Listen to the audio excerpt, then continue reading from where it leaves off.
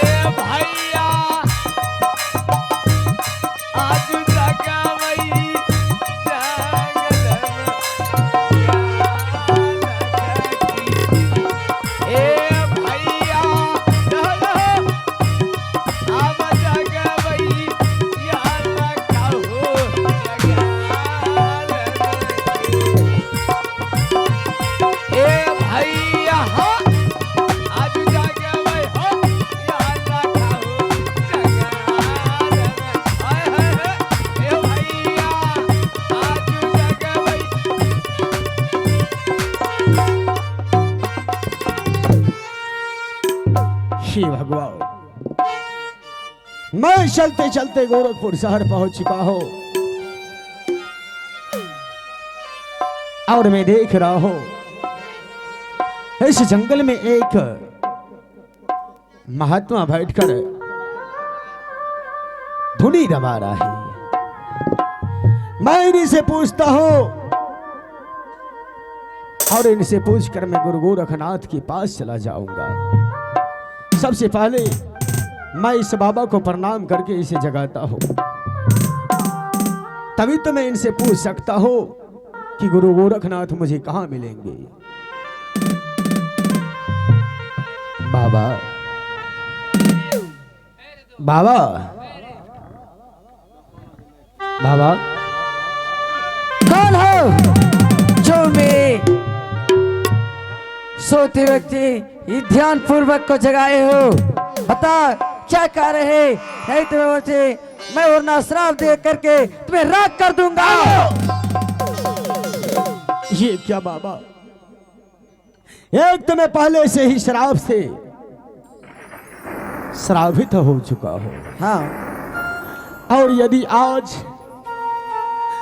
यदि आप फिर से श्राप देते हैं तो ना जाने मैं शराब से कभी मुक्ति नहीं पाऊंगा। इसलिए हाँ, मैं आज सबसे पहले मैं आपको पूछता हूं क्या क्या आप हैं कौन देखो राजन, मेरा ही नाम बाबा गुरु गोरखनाथ है। बाबा उठो राजन, क्यों आप रो रहे हैं? आहो भारी भूल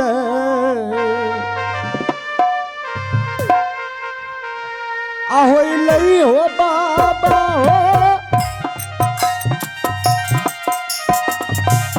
हो राजा गोपी हो संग के संग किया तोरा होइला राजन हो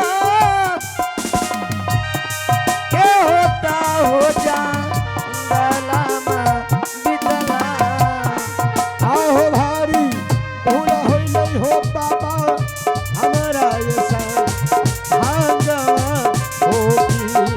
आहो साबा तो कुशल हो राजन, काही का सुनाई दीवाना की जा।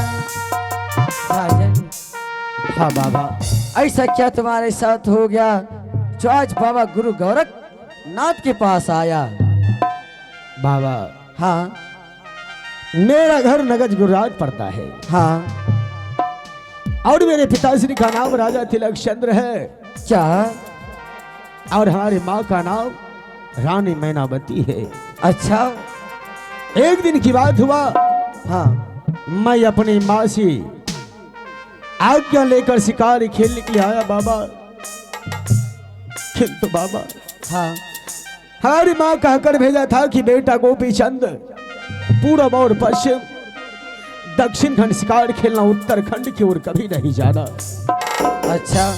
किंतु बाबा मैं अपनी माँ की वचन काट कर उत्तर दिशा की ओर या शिकार खेलने के लिए, हाँ तो शिकार खेलते खेलते अचानक मैं एक सुंदर सा मिर्गा का हत्या कर दिया। क्या आपने सुंदर सा मिर्गा का हत्या कर दिया? किंतु बाबा हाँ मुझे ये नहीं पता था कि 700 मृगनयनी में एक ही सुंदर मिर्गा है। हाँ।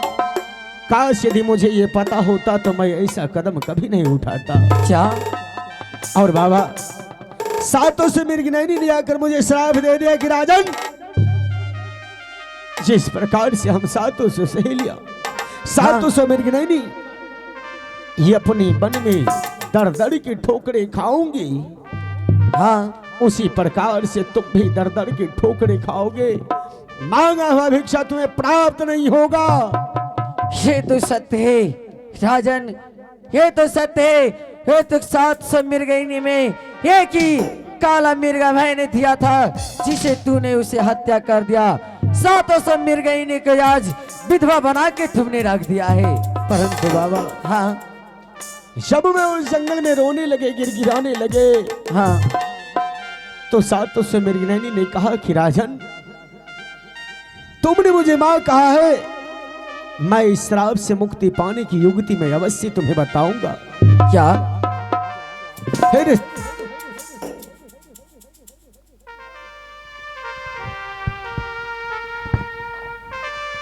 700 मृगनयनी ने कहा कि देखो गोपी चंद,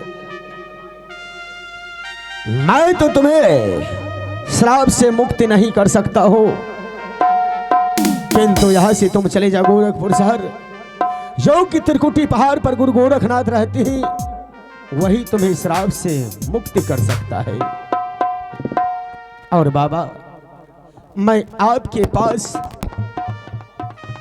विनती लेकर आया हूं कि मुझे श्राप से मुक्त कर दीजिए बाबा। नहीं बाबू गोपी चंद, मैं ऐसा कभी नहीं कर सकता हूँ। मैं तुम्हें श्राप से कभी नहीं मुक्त कर सकता हूँ। नहीं बाबा, तुम चाहे कितना भी गिरगिरा रहो, ये बाबा गुरु गोरखनाथ का वचन है। तुमने 700 मृगनयनी के आज विधवा बना के रख।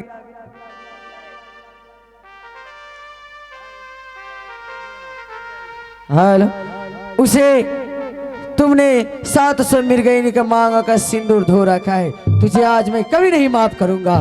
परंतु बाबा हाँ यदि आज आप मुझे माफ नहीं करते, हाँ तो उस नगर गुजरात में एक हमारी बूढ़ी माँ मेरा राह देखता होगा। क्या?